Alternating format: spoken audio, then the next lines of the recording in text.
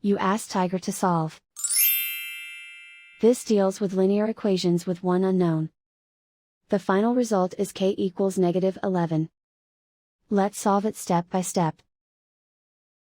Isolate the k. Divide both sides by -8. Cancel out the negatives. Simplify the fraction. Move the negative sign from the denominator to the numerator. Find the greatest common factor of the numerator and denominator.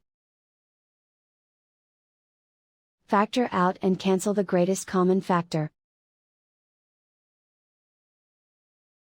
And so the final result is k equals -11.